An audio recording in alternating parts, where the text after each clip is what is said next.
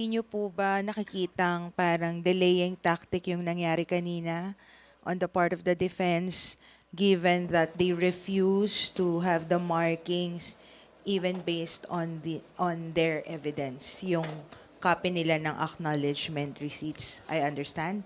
Can you correct na lang po kung if mali yung aking pagkaintindi? Thank you.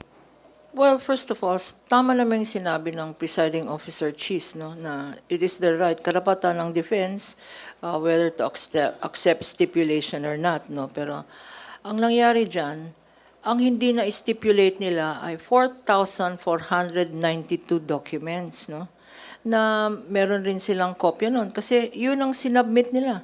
Yung mga ano ba yung acknowledgement receipt? Acknowledgement receipt ang nagpapatunay na merong ginastos na pera sa confidential funds. Nakalagay doon sino yung payee, sino yung tumanggap ng pera, magkano yung pera, at saka para saan, saka yung date, signature. Ebidensya nila yun eh. Bakit ayaw nilang pakita? Oh. Plus, sa pre-trial, every document na yan, lahat ng mga acknowledgement receipts, tatlo ang pumirmang signature, yung clerk of court, kami sa prosecution, tsaka yung defense. So makikita nyo naman na nakita na nila yan. There is no surprise. These are their documents. But anyway, ang sabi ng defense, hindi naman pareho lahat eh. Well, that is why, kung ganun kadaming documents, talagang aabutin tayo ng Christmas, no? Kanya na lang, magandang ruling ng presiding officer, Cheese, na do it out of court. So, Thursday and Friday, in-schedule yung pag-examine. Nakita niyo naman kanina, no? Sa pag-examine lang ng 845 documents, halos isang oras na, no? Or almost 1 hour. What more kung 4,492 documents? So that will happen on Thursday and Friday, where the prosecution, the defense, in front of the clerk of court, will compare documents. So, hopefully, mas mabilis ang testimony of the witness. No? So binigyan sila ng pondo dahil ito ay pondo ng public fund. Pondo ito ng taong bayan. So ngayon, hinihingian sila ng resibo. At yun naman yung acknowledgement receipt na mga nagaling din naman sa kanila. Dahil sabi nila, ito yung mga pinaggamitan. O dito nila dinala yung pondo. Ngayon, tinatanggi na nila. Samantalang sa kanila ring galing yung mga acknowledgement receipt na yon. In fact, sinabi pa nga ng ating mahusay na abogado, ni Attorney Kapunan, willing na kami kung ano yung pinamarka ninyong ebidensya, yun na lang, wag na yung pinamarka namin. Kung gusto ninyo, para mas mapadali, kung ano yung pinamarka ninyo na ebidensya, di yun na lang din ang gagamitin namin na ebidensya, pero ayaw rin nila. So, ano ba talaga, kuya? Next week, inaasahan na pong tumestigo sila Acosta at Fajarda. Ano po yung magiging testimony nila and where is the prosecution's case headed now given that they are now called to the stand by the prosecution team? Kanina, minention because reminding ourselves na dapat ini-indicate ng prosecution kung sino mga witnesses next week. So among them, meron tayong continuation na Silene na nakita nyo kanina from the COA, ICFAO, and then merong tayong witness on the pareha, no, mga archives yan, kung ano yung mga dokumento na sinubmit sa House, no, pareha yan. At siguro mas simple ngayon kasi pinayagan na judicial notice. Hindi na kailangan i-prove na nangyari yung meeting, na ito yung transcript, na ito yung mga videos na pinakita sa meeting, etc. No? So, the Acosta and Fajarda are also subpoenaed witnesses. Acosta, as you know, is the head, is the SDO, no? Senior Disbursement Officer, is of the OVP.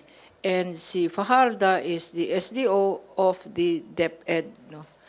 And not to preempt, sila po ay ang ipipresenta, no? Because nakita naman natin sa mga land bank checks na pinakita ni Kong Joel Chua, sino yung mga accountable officers dyan, ano?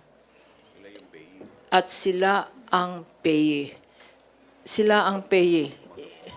na tumanggap ng pera. No? Kanya, sinabi nga, as you notice sa questions ni Senator Amy, pinapakita niya, pinasabi niya, bakit si Vice President?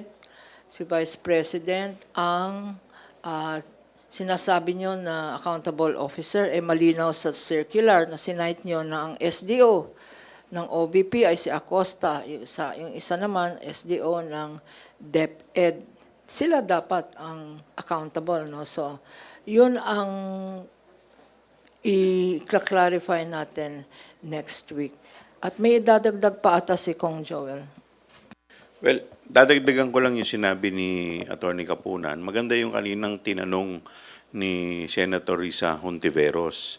Based doon sa accounting rules, sino yung mga considered as accountable officer?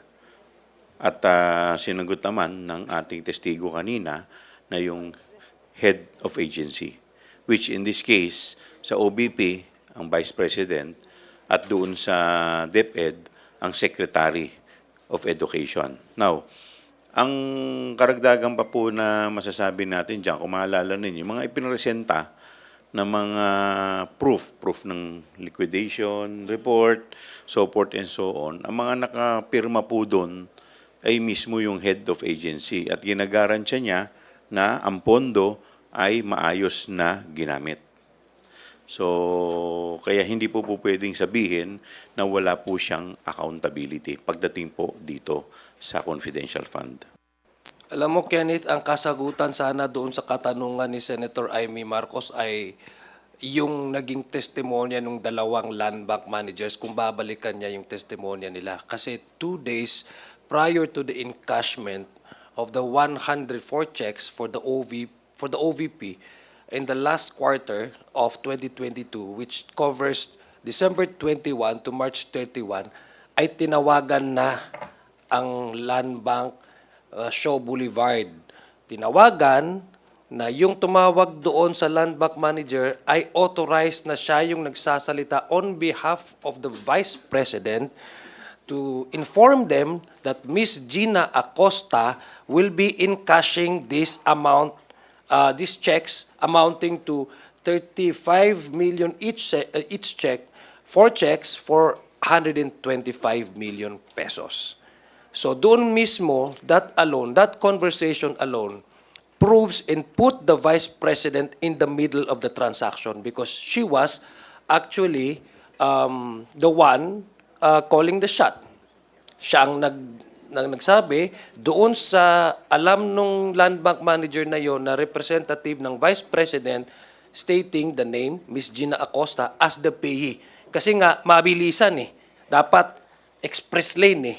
Andun na yung pangalan, 2 days kasi walang ganong kalaking pera ang land bank show. So they had to request from the national sa central office nila na magkaroon ng ganong klaseng buong pera. So doon yung kasagutan na yon.